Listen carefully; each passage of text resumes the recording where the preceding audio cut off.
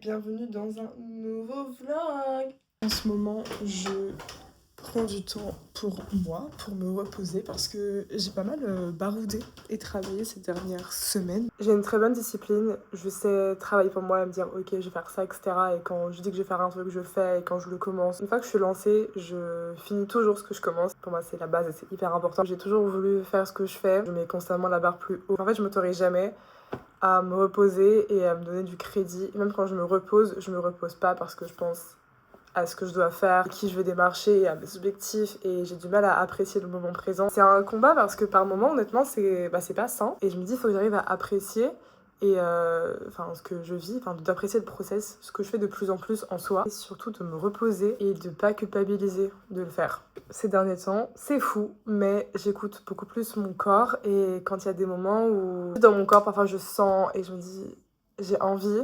Mentalement, j'ai trop envie et mon corps il est en mode Je suis fatiguée et je le sens et j'accepte, et je sais aussi que en tant que femme, j'ai un cycle et donc j'ai des moments où je suis beaucoup plus fatiguée, et donc je m'apprends à travailler aussi en fonction de ça, de poser des limites avec moi-même. Mon corps, c'est mon outil de travail. J'utilise mon cerveau et tout mon corps pour travailler, pour avoir des idées, pour les développer. Il faut que je tienne physiquement et mentalement. Il faut que mon rapport au travail soit sain. Je peux pas me caler sur un système d'horaire classique. J'ai des phases où je suis hyper productive et efficace en journée. Je sais qu'il y a différents... Je sais plus comment on appelle ça. Regardez, je suis sur Google. Le rythme circadien, l'horloge interne du corps humain. Rythme biologique intégré prenant la forme d'un cycle d'environ 24 heures et régissant certains processus physiologiques comme le sommeil et l'alimentation. Je peux être efficace un peu n'importe quand, j'arrive à me discipliner, mais j'ai quand même des moments où parfois j'ai avoir des lubies, des idées, des trucs qui vont être le soir. Mais si je suis fatiguée, je peux pas me dire ok, il faut absolument que je bosse tant d'heures par jour pour me dire que j'étais productive, parce que parfois tu peux avoir 30 minutes de productivité. Voilà, j'ai toujours l'impression que je ne fais jamais assez, et je trouve que c'est chiant aussi de pas me donner de crédit. Il faut se reposer parce que sinon en fait les idées ne viennent pas, et moi j'ai vraiment besoin d'avoir des moments où je fais rien. Là pendant 2-3 jours là j'ai rien fait et j'ai pas culpabilisé. Et il y a 1 an de ça, j'aurais été quasiment incapable de le faire. Si je suis sur une tâche et que je commence à être fatiguée, que ça commence à me saouler, ou voilà, bah j'arrête en fait. Je vais pas juste taper dans le mur pour rien, juste pour me dire ok j'ai fait ça, super. Je suis quand même de nature anxieuse, et donc j'ai un peu l'impression d'avoir une course contre le temps constamment, et de me dire je n'ai pas assez de temps pour tout faire, je n'aurai jamais assez d'une vie entière. Il y a des jours où je bade et je me dis purée, mais j'aurais dû commencer à prospecter à 8 ans. Il y a des jours où je me dis ah mais je suis tellement bien dans mon truc, dans ma lignée, dans ma propre timeline. Aussi un truc que j'ai mis en place, c'est de ne pas aller sur mon téléphone au réveil. Ça paraît évident et je me sens très vieille de dire ça, mais ça change tout, ça change tellement la productivité. Ça évite dès le matin de se comparer, de se dire ah, en fait je suis une merde. Voilà, bref, parlons projet.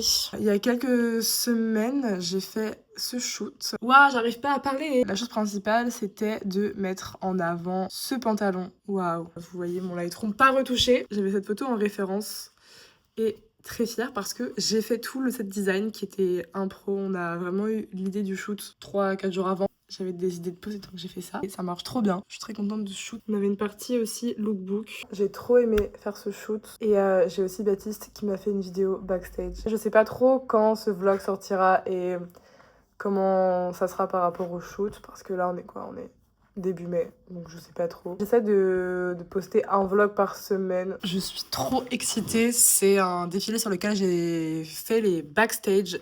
C'était trop bien, je me suis régalée, et c'est ce que j'ai fait là cet après-midi. J'ai vachement avancé les retouches. It's giving drama, des choses très contrastées, et les looks étaient incroyables. Ce que j'ai trop aimé faire en fait, c'était me placer là où tous les modèles sortaient et rentraient.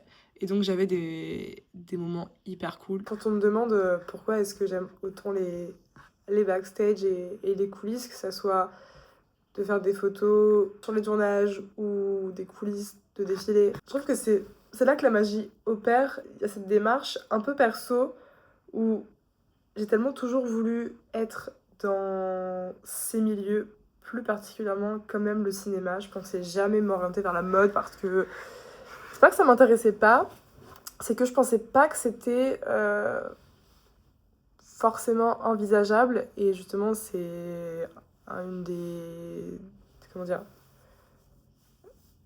une une des facettes les plus cool d'être dans le milieu artistique, c'est de faire des quêtes secondaires et de se retrouver à être dans des projets et à faire des choses qu'on n'aurait pas forcément imaginé faire. Je suis assez dans cette idée de dire oui un peu à tout, de tester ce qui m'intrigue. Les films que je regardais, c'était beaucoup des choses qui n'étaient pas ancrées dans le réel. Notamment, j'ai grandi avec Harry Potter, je regardais beaucoup de making-of et c'est tout l'aspect coulisses qui m'a trop plu quand j'étais plus petite et je me suis dit, purée, mais c'est fou d'être dans ça et de créer ce genre de choses. Et je pense que c'est pour ça que j'aime autant être dans les coulisses parce que ça donne trop envie et moi ça m'a toujours donné envie en fait. Et j'aime trop réussir à prendre des photos qui pourraient donner envie aux gens d'y être et partager les moments qu'on voit pas forcément. Il y a une énergie différente quand on est dans l'avant et la conception des idées, que ce soit sur un plateau de tournage ou sur un défilé ou sur une scène, enfin derrière. J'aime trop. J'aime trop vivre ça, sentir l'énergie des gens, travailler au contact d'artistes, de créatifs.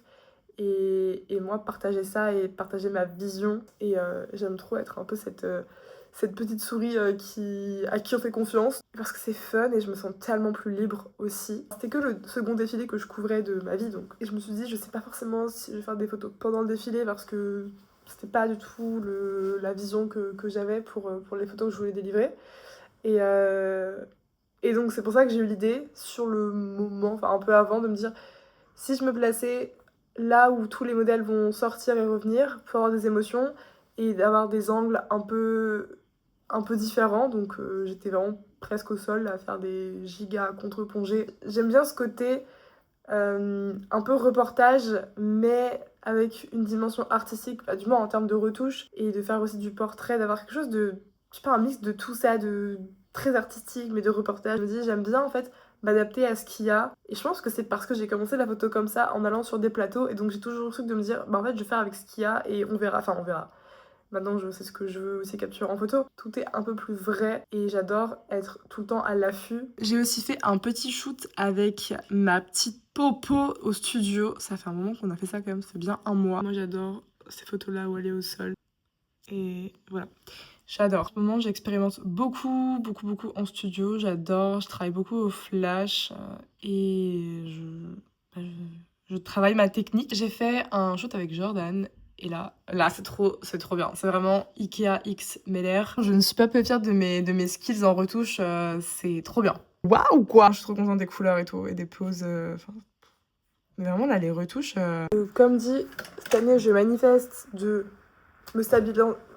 Waouh! Je manifeste de me stabiliser financièrement avec mon activité de photographe. Et je m'autorisais pas forcément à avoir du fun, à me reposer parce que je me dis, je suis pas encore là où je veux être financièrement.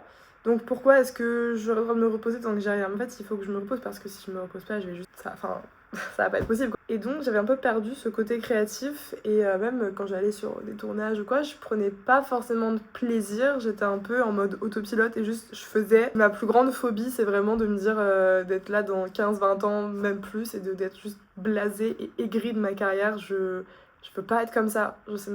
J'ai trop peur. Je veux vraiment garder ma créativité, ma passion. Ne pas tomber dans les clichés et les trends et juste faire ce qui moi me plaît. C'est trop important de s'écouter et c'est là qu'on a les meilleures idées parce qu'on dit ah mais c'est trop perso, ça parlera jamais aux gens, et finalement plus c'est personnel, plus c'est universel. J'avais envie de travailler un peu plus ma technique et donc je me suis mise à travailler au flash et à faire des test shoots. Ça me donne beaucoup plus confiance en moi. Ça me permet d'explorer des petits univers, de travailler sur plusieurs projets en simultané et de aussi pouvoir estimer mon travail et être meilleure, donc facturer plus, développer mon style parce que finalement la finalité c'est quand même ça, me trouver, même si ça commence à être pas mal. J'ai toujours besoin de faire des choses, mais je me dis j'ai besoin de m'occuper quand j'ai pas forcément de contrat, parce qu'en freelance c'est très facile et très cool de gérer les hauts quand on vous démarche, quand vous avez des contrats qui sont bien payés, mais le entre, compliqué. Là j'ai eu une période, pendant 6 mois même plus, j'ai rentré 0. Et c'est compliqué de gérer ces choses-là quand vous avez les réseaux, quand les gens vous disent qu'ils aiment votre taf, mais que vous dites il n'y a pas de budget, on n'a pas d'argent, et c'est grave compliqué de garder le cap et de croire en l'univers et en soi, de se dire mais en fait si on dit que mon taf est bien mais que les gens sont pas prêts à payer, c'est quoi la finalité? Est-ce que vraiment ça va marcher? Et donc c'est dur de battre ces courants-là. Une des solutions, ça a été de justement mettre en place des test shoots pour m'occuper. Ça me fait aussi rencontrer du monde, et j'en ai parlé aussi récemment, j'ai fait justement une presta payée à Strasbourg pour une course, donc c'était l'Equiden. Et c'était trop bien, et on m'a laissé vraiment carte blanche. Enfin, j'avais envoyé un moodboard, mais après, au niveau des retouches, j'étais libre. Et c'est hyper gratifiant de. Enfin, waouh! Waouh! Tout ça pour dire que tous ces test shoots que je fais là en studio me rapportent zéro. Et ça me permet en fait de développer aussi ma création artistique. Et comme je me dirige vers des shoots et. Enfin, à des dimensions plus édito.